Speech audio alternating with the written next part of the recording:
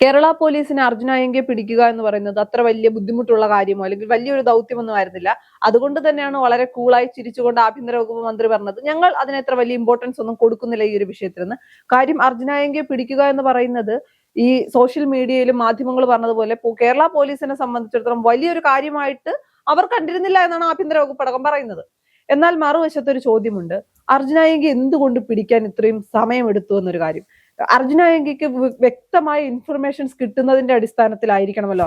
കാര്യം പോലീസ് എങ്ങോട്ടാണ് വരുന്നത് എന്ന് ഇത്രയും കൃത്യമായി അർജുൻ അറിയണമെങ്കിൽ ഒളിവിലിരിക്കുന്ന ആൾക്ക് അറിയണമെങ്കിൽ അതിന് അത്രയും ശക്തമായിട്ടുള്ള പോലീസിന്റെ അകത്ത് ബന്ധമുണ്ടാകണം. നമുക്കറിയാം, ഇപ്പോ പോലീസിലായാലും എല്ലാ ഗവൺമെന്റ് ഉദ്യോഗസ്ഥരുടെ ഇടയിലും വ്യക്തമായ രാഷ്ട്രീയം ഉണ്ടായിരിക്കും. അവർ പലതരത്തിലുള്ള രാഷ്ട്രീയ പശ്ചാത്തലത്തിൽ നിന്ന് വരുന്നവരായിരിക്കും, രാഷ്ട്രീയമായി പിന്തുണയ്ക്കുന്നവരായിരിക്കും. അപ്പൊ അർജുൻ അയ്യങ്കയ്ക്ക് ഇത്രയും വേഗത്തിൽ സ്ഥലങ്ങൾ മാറാൻ അല്ലെങ്കിൽ ഒളിച്ചിരിക്കുന്ന സ്ഥലങ്ങൾ പോലീസ് അടുത്തെത്തുമ്പോൾ മറ്റൊരു സ്ഥലത്തേക്ക് പോകാൻ കഴിയുന്നുണ്ട് എങ്കിൽ അതിന് ഏറ്റവും നല്ല പിന്തുണ പോലീസിന്റെ ഭാഗത്തുനിന്ന് കിട്ടിയെന്ന് തന്നെ പറയേണ്ടി വരും. അതിപ്പോ അർജുൻ അയ്യങ്കയുടെ വിഷയത്തിൽ മാത്രമല്ല, രാഹുൽ മാങ്കൂട്ടത്തിന്റെ വിഷയത്തിലും അതേ നിലപാട് പലരും പറഞ്ഞിരുന്നു. രാഹുൽ മാങ്കൂട്ടം എത്തുമ്പോൾ പോലീസ് ഇൻഫർമേഷൻ കൊടുക്കുന്നുണ്ട്. അന്ന് കോൺഗ്രസിന് അനുകൂലമായ അല്ലെങ്കിൽ UDF അനുകൂലമായ പോലീസുകാരാണ് ഇൻഫർമേഷൻ ചോർത്തിയിരുന്നതെങ്കിൽ ഇപ്പോൾ LDF അനുകൂലമായ പോലീസുകാർ ഇൻഫർമേഷൻ നൽകുന്നു എന്ന് തന്നെ കരുതേണ്ടി വരും. ഇങ്ങനെ പോവുകയാണെങ്കിൽ വലിയ അഴിച്ചുപണിയാണ് രമേശ് ചെന്നിത്തല ഉദ്ദേശിക്കുന്നത്. ജനമൈത്രി പോലീസ് അല്ലെങ്കിൽ ജനങ്ങൾക്ക് ഏറ്റവും ഇഷ്ടമുള്ള തരത്തിൽ പോലീസിനെയും പോലീസിന്റെ ശൈലികളും രീതികളും മാറ്റണമെന്ന് പറയുമ്പോൾ ഇത്തരം രാഷ്ട്രീയമായി നിൽക്കുന്ന ആളുകൾ ഉദ്യോഗസ്ഥരുണ്ട് എങ്കിൽ എങ്ങനെയാണ് എളുപ്പത്തിൽ നടക്കുക? നമ്മളൊരു കാര്യം ശ്രദ്ധിക്കേണ്ടത്, ഏറ്റവും പ്രധാനപ്പെട്ടത് വലിയൊരു ദൗത്യവുമായാണ് രമേശ് ചെന്നിത്തല ആഭ്യന്തരമന്ത്രിയായ ശേഷം കേരള പോലീസും എല്ലാ വിവിധ വകുപ്പുകൾ ചേർന്നുകൊണ്ട് വിവിധ പദ്ധതികൾ നടത്തിയത്. നമുക്കറിയാം, ഓപ്പറേഷൻ തൂഫാൻ ഒക്കെ ഇവിടുത്തെ കേരള പോലീസിൽ പല ഉദ്യോഗസ്ഥരും വളരെ കൃത്യമായി റെയ്ഡുകളും മറ്റു കാര്യങ്ങളൊക്കെ നടത്തിക്കൊണ്ട് അതുകൊണ്ടാണ് അതൊരു വിജയമായത്. അങ്ങനെ ഇരിക്കുന്ന ഒരു സാഹചര്യത്തിൽ ഒരു കേസിൽ കേരള പോലീസിനെ വെല്ലുവിളിച്ച ഒരാളെ രക്ഷിക്കുന്നതിനായി കേരള പോലീസിൽ തന്നെയുള്ള ഒരാൾ അല്ലെങ്കിൽ ഒരാളല്ല, ഒരു കൂട്ടം പോലീസുകാർ എങ്ങനെ ചോർത്തി കൊടുക്കുന്നു. ഇതായത് ഒരു ഉദാഹരണത്തിന് ഇവിടുന്ന് ഈ വഴി, അതായത് എറണാകുളം വഴി പാലിയേക്കര ടോൾ വഴി, തൃശ്ശൂർ പാലിയേക്കര ടോൾ വഴി കണ്ണൂരിലേക്ക് പോയിക്കൊണ്ടിരുന്ന ഈ അർജുൻ അയ്യങ്കി കാറിൽ പോവുകയാണ് സുഹൃത്തുക്കളും. അങ്ങനെ പോയിക്കൊണ്ടിരിക്കുന്ന ഓരോ സ്ഥലവും നിർത്തി ചായ കുടിക്കാൻ ഇറങ്ങുന്നു, എല്ലാ കാര്യങ്ങളും ചെയ്യുന്നു ഒരു കൂളായിട്ട്. അപ്പോൾ അതൊക്കെ നോർമലായിട്ട് പോയി. പക്ഷെ ഒരു സ്ഥലത്ത് പോയി തങ്ങുന്നു, അതായത് തലശ്ശേരിയിലെ ഹോട്ടൽ, തളിപ്പറമ്പിലെ ഒരു ഹോട്ടലിൽ പോയി തങ്ങുന്നു, ഒരു റൂം എടുത്ത് താമസിക്കുന്നു. ഒരു സാധാരണ ലോക്കൽ ലോഡ്ജിങ് എന്നാണ് പറഞ്ഞത്. അവിടെ പോയി നിൽക്കുന്നു. അപ്പോൾ ആരും അധികം ശ്രദ്ധിക്കില്ലല്ലോ എന്നുള്ളതുകൊണ്ട് അങ്ങനെ അവിടെ പോയി നിൽക്കുന്നു. അവിടേക്ക് പോലീസ് വരുന്നുണ്ട് എന്നുള്ള കാര്യം അർജുൻ അയ്യങ്കിയെ അറിയിക്കുന്നത് പോലീസുകാർ തന്നെ ആയിരിക്കും. കാരണം അത്രയും അതെ അങ്ങനെ ഒരു ഇൻഫർമേഷൻ കൊടുത്ത പോലീസ് സേനയിൽ ഉണ്ടെങ്കിൽ എന്തായാലും അവർക്ക് പണി കിട്ടിയിരിക്കുന്നുള്ളത് ഉറപ്പാണ്. കാരണം അങ്ങനെയുള്ള ഒരു നിലപാടാണ് ആഭ്യന്തരമന്ത്രി രമേശ് ചെന്നിത്തലയുടേത്. കാരണം നമ്മുടെ കൂട്ടത്തിൽ നിന്ന് ചതിക്കുന്നവരെ എന്തായാലും വെറുതെ വിടാൻ രമേശ് ചെന്നിത്തല തുനിയുന്നുള്ളത് എനിക്ക് തോന്നുന്നില്ല. അവിടെ ഒരു രാഷ്ട്രീയത്തിന്റെ വിഷയമല്ല. രമേശ് ചെന്നിത്തലയുടെ രാഷ്ട്രീയം എന്തോ രാഷ്ട്രീയത്തിന്റെ ഉദ്ദേശമേ അല്ല. അവിടെ ഒരു പകപോക്കൽ, ഇപ്പോൾ അയാൾ ഒരു CPM-കാരൻ അല്ലെങ്കിൽ CPM അനുഭാവി ആയതുകൊണ്ടുള്ള ഒരു പകപോക്കലുമല്ല. ഞാൻ പറഞ്ഞ പകയല്ല, കേരള പോലീസിന് ഒന്നടങ്കം നാണം കെടുത്തുന്ന ഒരു പരിപാടി അല്ലെ, അവരുടെ ഒരു ഇതുണ്ടാവില്ലേ, ആത്മവിശ്വാസം കെടുത്തുന്ന ഒരു രീതിയാണല്ലോ ഈ ചെയ്തിരിക്കുന്നത്. അതുകൊണ്ട് അവർ കൂടുതൽ വീണ്ടും ഉള്ളിൽ നിന്ന് തന്നെ ചെയ്യുന്ന ആൾക്കാർ എന്തിനാ ഒപ്പം നിർത്തേണ്ട ആവശ്യമില്ലല്ലോ. അതുകൊണ്ടാണ് ഞാൻ പറഞ്ഞത് എന്തായാലും അവർക്കുള്ള പണി രമേശ് ചെന്നിത്തല കൊടുത്തിരിക്കുന്നുള്ളത്. അത് കണ്ടെത്താൻ എളുപ്പമായിരിക്കുമല്ലോ, സ്വാഭാവികമായിട്ടും എളുപ്പമായിരിക്കും. കാര്യം പോലീസ് സേനയിൽ തന്നെ വലിയ അഴിച്ചുപണികൾക്ക് സാധ്യതയുണ്ട് എന്നല്ല, അതിന്റെ തുടക്കം കുറിച്ചിട്ടുണ്ട്. പല കാര്യങ്ങളിലായി പല ആളുകളെ അങ്ങോട്ടേക്കും ഇങ്ങോട്ടേക്കും ഒക്കെ മാറ്റുന്നുണ്ട്. അതൊരിക്കലും ഒരു പകപോക്കൽ, അജിത് കുമാറിനെ സസ്പെൻഡ് ചെയ്ത് മാറ്റിയത് അല്ല, അതൊരു പകപോക്കലിന്റെ രാഷ്ട്രീയമായിട്ടോ അല്ലെങ്കിൽ ഇപ്പൊ പ്രതിപക്ഷം പറയുന്നത് അതൊരു പകപോക്കലിന്റെ രാഷ്ട്രീയമായിട്ടാണ്. പക്ഷെ അതിനൊന്നും പൂർണ്ണമായി പകപോക്കലിന്റെ രാഷ്ട്രീയമായിട്ട് പറയാൻ അല്ലെങ്കിൽ കണക്കാക്കാൻ കഴിയില്ല. പോലീസ് സേനയാകട്ടെ, ഗവൺമെന്റ് സ്ഥാപനങ്ങൾ, ഉദ്യോഗസ്ഥർ എല്ലാം ഏറ്റവും നന്നായി പോകണം.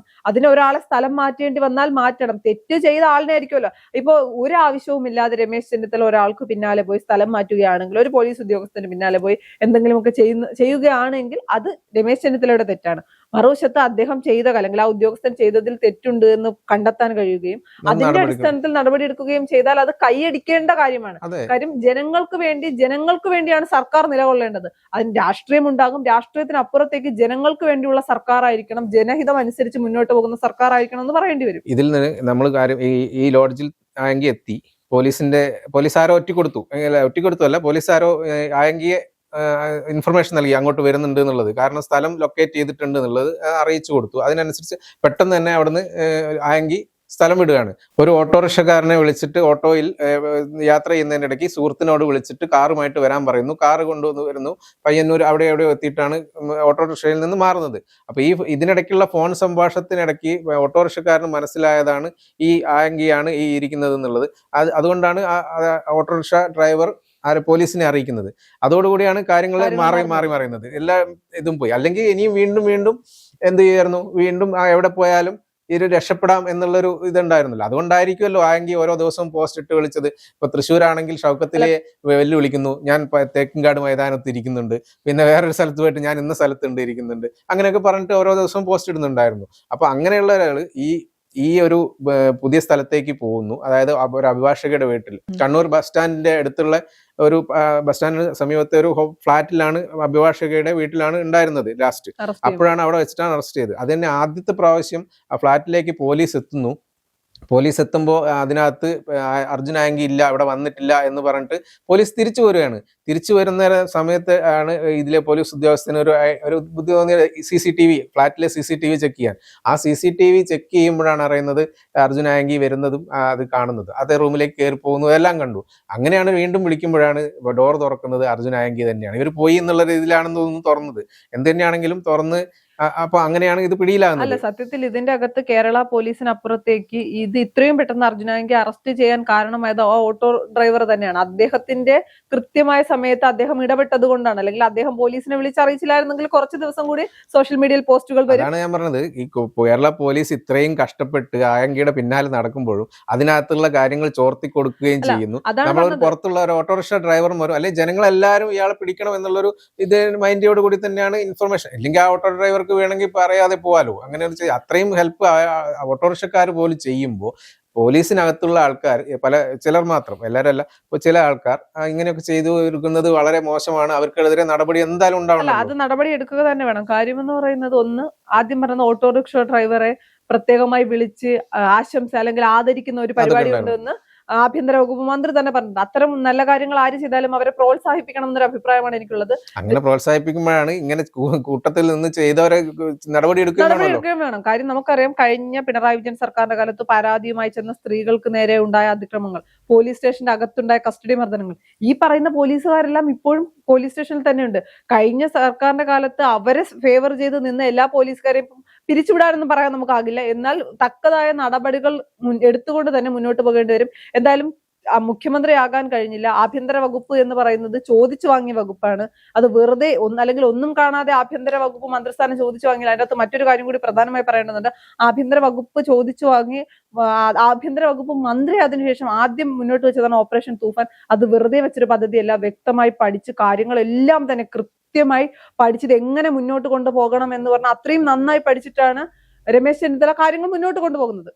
രാഷ്ട്രീയമായി എനിക്ക് തോന്നുന്നു VD സതീശനേക്കാൾ കൂടുതൽ, രാഷ്ട്രീയമായി പറയുമ്പോൾ VD സതീശനേക്കാൾ കൂടുതൽ സൈബർ അറ്റാക്കുകൾ നേരിട്ട RSS മനസ്സുള്ള, സംഘപരിവാറിനെതിരെ നിരന്തരം ശബ്ദമുയർത്തിയിട്ടും RSS മനസ്സുള്ള നേതാവാണ് എന്ന് പറയുകയും, മറുവശത്ത് മോദിയുടെ അമ്മയെ അധിക്ഷേപിക്കുമ്പോൾ വലിയ രീതിയിൽ വികാരം വ്രണപ്പെടുന്ന അല്ലെങ്കിൽ വൈകാരികമായി എടുക്കുന്ന ആളുകൾ ഇവിടെ രമേശ് ചെന്നിത്തലയുടെ അച്ഛനെ RSSകാരനായി ചിത്രീകരിച്ചതും, അത്തരം ഒരുപാട് സാഹചര്യങ്ങളിലൂടെ കടന്നു വന്ന ആഭ്യന്തര വകുപ്പ് മന്ത്രിയായി ഇദ്ദേഹം ആഭ്യന്തര വകുപ്പ് മന്ത്രിയായാൽ കേരള പോലീസ് തന്നെ ഇല്ലാതാകും, അല്ലെങ്കിൽ സേന തന്നെ ഇല്ലാതാകുമെന്ന് പറഞ്ഞൊരു വിഭാഗമുണ്ട്. അവർക്ക് മുന്നിൽ ജയിച്ച് കാണിക്കേണ്ടത് രമേശ് ചെന്നിത്തലയുടെ ആവശ്യമാണ്. ഇതുവരെയും വലിയ രീതിയിലൊന്നും കൈ പൊള്ളാതെ തന്നെയാണ് രമേശ് ചെന്നിത്തല ആഭ്യന്തര വകുപ്പ് കൊണ്ടുപോകുന്നത്. ഒരു സർക്കാരിനെയും വിലയിരുത്താനുള്ള സമയമായിട്ടില്ല, ആഭ്യന്തര വകുപ്പിനെ വിലയിരുത്താനുള്ള സമയമായിട്ടില്ല എന്നൊക്കെ അറിയാമെങ്കിൽ പോലും ആദ്യത്തെ ഘട്ടത്തിലെല്ലാം കയ്യടി നേടുന്ന രീതിയിലാണ്. കാര്യം കഴിഞ്ഞ പ്രത്യേകിച്ച് രണ്ടാം പിണറായി സർക്കാരിന്റെ കാലത്ത് കയ്യടി പോയിട്ട് ജനങ്ങൾക്കൊരു വിശ്വാസം പോലും പോലീസിലുണ്ടായിരുന്നില്ല. അത് തിരികെ കൊണ്ടുവരാൻ രമേശ് ചെന്നിത്തലയ്ക്ക് കഴിഞ്ഞിട്ടുണ്ട്. ആഭ്യന്തര വകുപ്പ് മന്ത്രി എന്ന നിലയിൽ അദ്ദേഹം ആ കാര്യത്തിൽ വിജയിച്ചു. ഇനി മുന്നോട്ട് പോകുമ്പോൾ അറിയാൻ വിജയിക്കും. കാര്യം ഉദ്യോഗസ്ഥർ കൂടി തനിക്ക് അനുകൂലമായി നിന്നാൽ മാത്രമേ നന്നായി മുന്നോട്ട് പോകാനാകൂ. അല്ലാതെ ഒരു മന്ത്രി വിചാരിച്ചാൽ മാറുന്നതല്ല സിസ്റ്റം ഒന്നും, അല്ലെങ്കിൽ എല്ലാം സിസ്റ്റത്തിന്റെ കുറ്റമാണെന്ന് പറഞ്ഞ് നമുക്ക് കൈയൊഴിയാനും കഴിയില്ല. ഉദ്യോഗസ്ഥരെ നിയന്ത്രിക്കാനും സർക്കാരിനെ വെട്ടിലാക്കുന്ന രീതിയിൽ ജനങ്ങൾക്ക് ബുദ്ധിമുട്ടുണ്ടാകുന്ന ഉദ്യോഗസ്ഥർക്ക് പണി കിട്ടാതിരിക്കുകയാണെങ്കിൽ, അല്ലെങ്കിൽ അവരെ സംരക്ഷിച്ചു കൊണ്ടുപോവുകയാണെങ്കിൽ സർക്കാർ തന്നെ പരാജയമാകാനും സാധ്യതയുണ്ട്. ഒരുപക്ഷെ ഇങ്ങനെ ഒരു നടപടി ഇപ്പൊ എടുത്താൽ, അതായത് ഇങ്ങനെ പോലീസിന്റെ ഉള്ളിൽ തന്നെ കുത്തിത്തിരിപ്പ് അല്ലെങ്കിൽ ചോർത്തി കൊടുക്കുന്ന സ്വഭാവമുള്ള ആൾക്കാരുണ്ടെങ്കിൽ അവർക്കെതിരെ ഒരു നടപടി എടുത്തു കഴിഞ്ഞാൽ ഭാവിയിൽ ഇങ്ങനെ ഒരു ഇതിന് ആരും നിൽക്കാൻ സാധ്യതയില്ല എന്ന് തോന്നുന്നു. എന്തായാലും രമേശ് ചെന്നിത്തല അതിനെതിരെയുള്ള നടപടികൾ സ്വീകരിക്കുമെന്ന് തന്നെ നമുക്ക് കരുതാം.